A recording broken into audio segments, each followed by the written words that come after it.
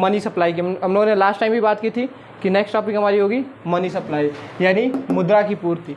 अब ये मुद्रा की पूर्ति से मतलब इसका है कि भाई मुद्रा आपके पास आती कहाँ से है? मुद्रा आपके पास एक ही जगह से आती है जिसका नाम है RBI, reserve bank of India, यानी सेंट्रल गवर्नमेंट के द्वारा क्या होती है, सेंट्रल गवर्नमेंट आपको पैसे देने का काम करती है और वही पैसे सरकार जो किसी न किसी फंड के माध्यम से, किसी न किसी तरीके के माध्यम से आप तक पहुंचाने का काम करती है। फिर आप उस प्रोडक्ट को खरीदते हैं, पैसे देते हैं, फिर वापस वो घूम फिर के, मतलब पैसा जो होता है वो क्या होता रहता है, एक ही सर्कुलेशन में घूमता रहता है। ठीक है, जैसे अब आइए इसके मतलब यूज़ के हिसाब से हम इसको बांट लेते हैं। दो अर्थों में बांटा जाता है, जैसा कि इसका डेफिनेशन आपने पढ़ा है, उस डेफिनेशन के आधार पे, उसकी परिभाषा के आधार पे मुद्रा की पूर्ति को दो हिस्से में बांट लिया था, पहला संकीर्ण अर्थ में, दूसरा व्यापक अर्थ में। संकीर्ण अर्थ में यानी शॉर्ट टाइम पे देखते हैं, नैरो टाइम पे मनी कैसे होती है। नैरो टाइम पे मनी के बराबर होता है M1 = C + DD। C का मतलब होता है करेंसी, C का मतलब क्या होता है, करेंसी, वह पैसा। अब इस पैसे में देखिए, इस पैसे में दोनों चीज़ आते हैं, सिक्के भी आते हैं और नोट भी आते हैं। क्लियर, सिक्के भी आएंगे और नोट भी आएंगे। तो यानी वह पैसा जो जनता के पास क्या होता है, जैसे आपके पास है, जो पैसे होंगे या सिक्के के रूप में होंगे या फिर नोट के रूप में होंगे, वह सारे पैसे क्या होते हैं, करेंसी के रूप में डिफाइन करते हैं। डिमांड डिपॉजिट होती है जो बैंक में जमा पूंजी होती है, वो डिमांड डिपॉजिट होती है। जितने पैसे हमने क्या किए हैं, बैंक में जमा करके रखे हैं। तो संकीर्ण अर्थ में है, छोटे से अर्थ में अगर हम बात करें तो मनी यानी पैसा = C + DD, C + DD। दूसरा बात करते हैं व्यापक अर्थ के रूप में। व्यापक अर्थ में देखा जाए तो मनी = C + DD + TD, यानी अगर इसको व्यापक का मतलब होता है विस्तृत, थोड़ा सा लंबा अगर खींच के लिया जाए तो विस्तृत अर्थ में मनी = C यानी करेंसी। C मीन्स करेंसी, वह करेंसी जो जनता के पास होती है, जैसे जनता हम हो गए, आप सब हो गए, ठीक है। तो C means currency, DD means demand deposit, और TD यहाँ देखिए एक हिस्सा बढ़ जाएगा, TD यानी टाइम डिपॉजिट।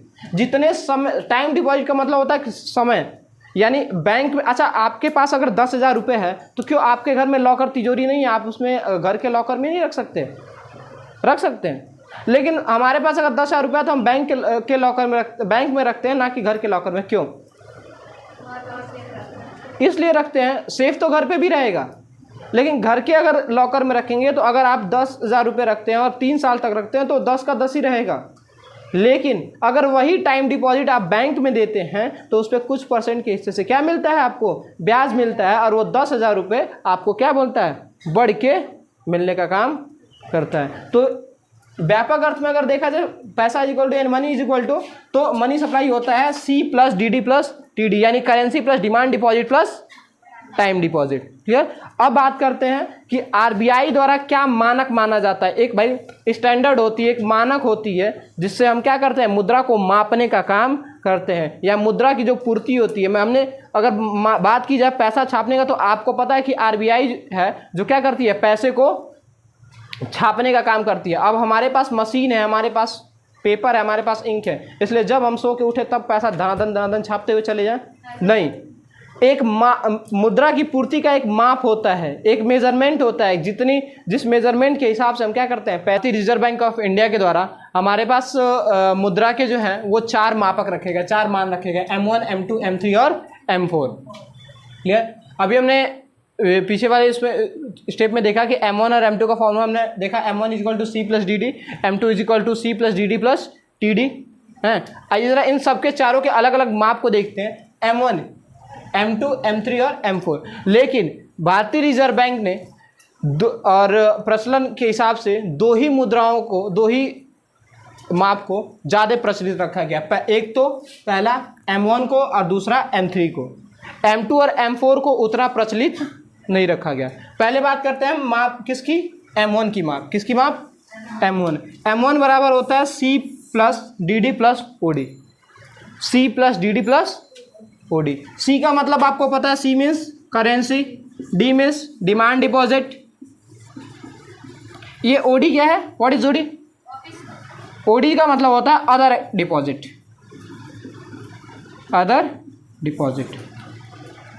करेंसी वह पैसे, वह सिक्के, वह नोट जो हमारे पास क्या होते हैं, हमारी जमा पूंजी के रूप में हमने रखी गई होती है। डिमांड डिपॉजिट जो व्यापारिक बैंकों में हमने क्या होता है, अपने पैसे को जमा करके रखा होता है। अदर डिपॉजिट में जो आरबीआई के द्वारा अदर मांग जमाएं होती हैं, जैसे आईडीबीआई में जमा, वर्ल्ड बैंक में जमा, तो ये सारी जो आरबीआई अदर बैंकों में जमा करके रखती है, अदर चीज़ों में जमा करके रखती है, वो अदर डिपॉजिट होती है। तो आरबीआई के द्वारा जो होती है वो supply of money is equal to, supply of money is equal to,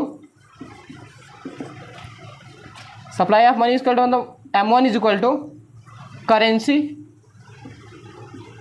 mean C plus demand deposit means DD plus other deposit means OD। Clear? हमने M1 की माप कर ली। अब हम बात करेंगे किसकी माप की, M2 की माप की। अभी हमने मेजर किया था किसको, M1 को, ठीक है। अब जरा M2 की सप्लाई को देखते हैं। M2 मनी सप्लाई को कैसे मेजर किया जाता है। M2 इज इक्वल टू होता है M1 प्लस POSD। POSD का मतलब होता है post office saving deposit, post office saving deposit. यानी M1 में जब हम क्या जोड़ते हैं, डाक खानों के अंदर जितनी भी बचत राशियां होती हैं, जैसे हमारे यहाँ पोस्ट ऑफिस जो है ना, पोस्ट ऑफिस में भी अकाउंट खोले जाते हैं और उस अकाउंट में भी आपके पैसे को क्या किया जाता है, जमा और निकासी किया जाता है। तो जब हम मनी सप्लाई 1 में क्या कर देते हैं, पोस्ट ऑफिस सेविंग डिपॉजिट यानी डाक खानों की जमा पूंजी को क्या कर देते हैं, जोड़ देते हैं, तो हमारा किसकी गणना हो जाती है, M2 की गणना हो जाती है। Next measurement of M3।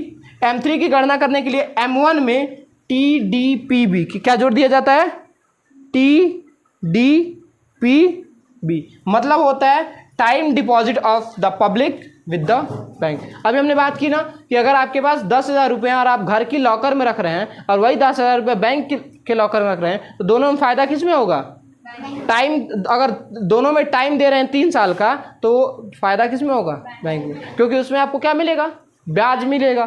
तो जब उन M1 में हम क्या रखते हैं, थोड़ी सी टाइम डिपॉजिट को, यानी समय को डिपॉजिट, समय के साथ हमने क्या करते हैं, जैसे हमारे पास जो फिक्स डिपॉजिट होती है वो जितने टाइम के लिए आप फिक्स करते हैं उतने बाद आपको मिलता है ना। अगर वो टाइम के पहले आप उसको विड्रॉ करा लेंगे तो क्या होगा, प्रॉफिट नहीं होगा। तो टाइम डिपॉजिट जो होती है ना, वो पैसे में बहुत ज़्यादा अहमियत रखती है। तो M3 में जब हम क्या रखते हैं, time deposit of public with the bank, यानी बैंक में पैसे या बैंक के द्वारा जो पैसे होते हैं उसको टाइम के साथ डिपॉजिट किया जाता है, वो जब हम M1 में जोड़ देते हैं तो हमें किसकी कैलकुलेशन मिल जाती है, M3 की मेजरमेंट मिल जाती है। Is that clear? Last topic है the measurement of M4। Okay, now note it of M4। ठीक है, अब बात करते हैं आखिरी मेजरमेंट यानी M4 की, कि M4 का अभी तक हमने देखा कि M1, M2 और M3 का मेजरमेंट कैसे किया जाता है। लास्ट हमारा मेजरमेंट है M4। M4 को मेजर करने के लिए, M4 को मापने के लिए M3 में फिर वही जोड़ा जाता है TPOD यानी टोटल पोस्ट ऑफिस डिपॉजिट। यानी हमारे पोस्ट ऑफिस में जितना कुल डिपॉजिट हुआ है सबको, बस किस चीज़ को छोड़ के, NSC को छोड़ के। ये NSC है क्या भाई, व्हाट इज NSC? NSC क्या है, यहाँ लिखा जा रहा है NSC को छोड़ के। देखिए पोस्ट ऑफिस में बहुत सारे सेक्टर्स होते हैं, बहुत सारी अलग अलग विभाग होते हैं, उस तरीके से हमारे पास एक NSC भी है। NSC का मतलब होता है नेशनल सेविंग सर्टिफिकेट। NSC का मतलब क्या होता है,